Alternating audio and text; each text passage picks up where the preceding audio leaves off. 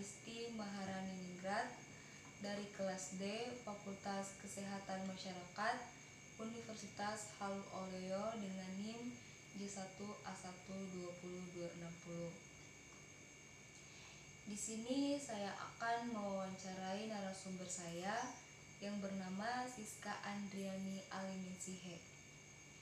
Adapun topik yang akan saya bawakan yaitu tentang pembiayaan FINA 19 di Indonesia atau yang biasa kita kenal dengan virus corona.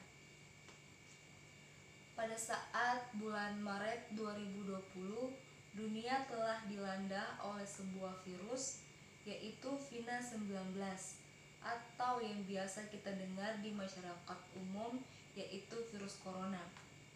Dengan adanya FINA 19 di Indonesia, pemerintah telah mengambil kebijakan yaitu dengan cara pengalihan anggaran APBN dan APBD di Indonesia. Seluruh anggaran APBN dan APBD dialihkan untuk penanganan FINA 19. Akan tetapi dengan kebijakan yang diambil oleh pemerintah Indonesia untuk mengalihkan anggaran tersebut ternyata tidak mencukupi dan muncullah biaya-biaya tak terduga di fasilitas pelayanan kesehatan, khususnya yang melakukan pelayanan ke pasien yang terinfeksi dengan FINA 19. Adapun pertanyaan saya yaitu, apakah dengan cara mengalihkan anggaran APBN dan APBD di Indonesia sudah tercukupi atau tidak? Berikan penjelasan Anda tentang itu. Terima kasih banyak untuk Adisti. Saya akan menjawab. Kalau menurut saya sendiri, pihak pemerintah pusat sudah melakukan atau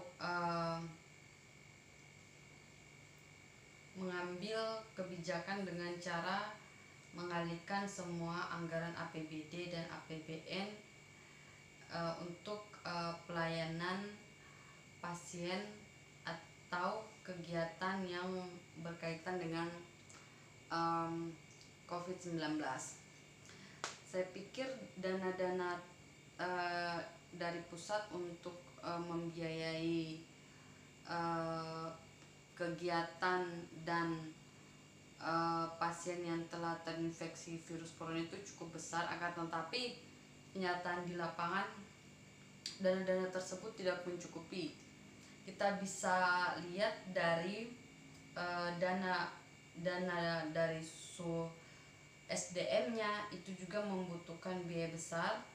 Kemudian kita bisa lihat dari APD yang digunakan oleh nakes dan pasien, kemudian di alkesnya, dan kemudian di obat-obatan, dan ada lagi biaya-biaya yang tidak dialokasikan oleh pemerintah pusat seperti renovasi ruangan khusus untuk pasien COVID. Itu dana tersebut itu dana yang cukup besar, sampai bisa mengeluarkan uang bisa ratusan lebih, bahkan sampai 1 M. Oke, terima kasih. Berarti di sini dengan cara mengalihkan anggaran APBN dan APBD di Indonesia itu belum mencukupi. Iya, benar. Oke, terus anggaran apa saja yang dibutuhkan dalam penanggulangan COVID-19 ini?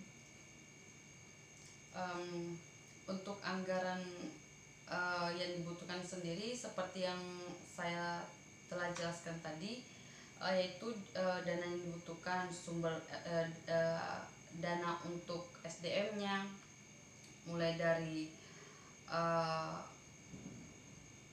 pembayaran honor atau gaji para SDM yang terlibat dalam penanggulangan COVID.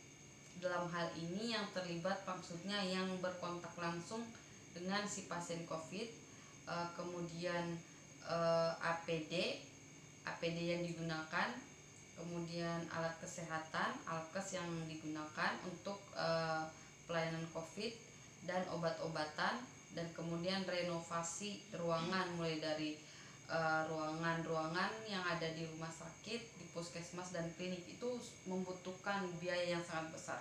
Apalagi pada saat awal-awal pandemi, yaitu bulan-bulan Maret, dana maksud saya APD yang sangat langka dan alkes yang sangat langka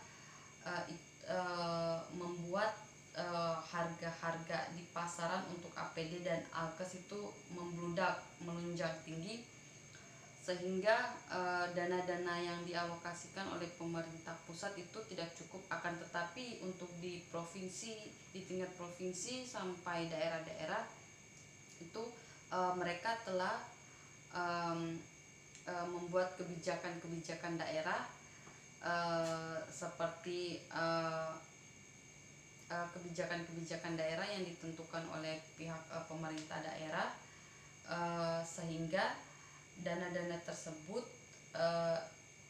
dimaksimalkan secukup-cukupnya untuk menutupi kegiatan atau pelayanan yang dilakukan untuk untuk pasien yang terinfeksi COVID-19 ini, atau biasa yang kita dengar yaitu virus corona.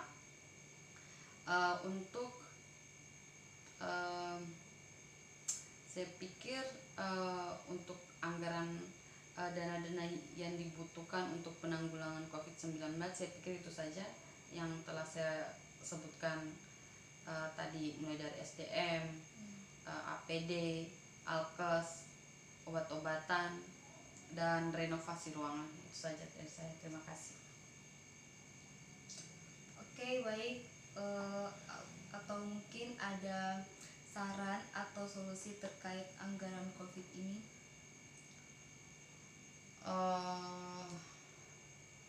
Saya pikir kalau dari saran dari saya, sebaiknya pemerintah pusat mengalokasikan juga dana-dana seperti konsumsi untuk nakes yang menangani yang kontak langsung dengan pasien COVID-19, kemudian mengalokasikan juga dana untuk renovasi ruangan untuk kedepannya, karena untuk nakes yang terlibat langsung dalam pelayanan COVID itu, mereka kontak erat dengan si pasien, dan para nakes harus diperhatikan juga nilai gizi dan nilai gizi dari makanan yang dikonsumsi. Dan pihak pemerintah pusat tidak mengalokasikan hal seperti konsumsi untuk nakes, dan juga pengalokasian anggaran untuk renovasi ruangan khusus untuk pelayanan pasien COVID-19. Saya pikir itu saja dari saya. Terima kasih. Oke, baik. Saya mengucapkan banyak terima kasih kepada narasumber saya sudah mau untuk diwawancarai untuk tema pembiayaan COVID-19 di Indonesia. Mungkin itu saja penjelasan dari narasumber saya. Saya ucapkan dengan Assalamualaikum warahmatullahi wabarakatuh. Waalaikumsalam warahmatullahi wabarakatuh.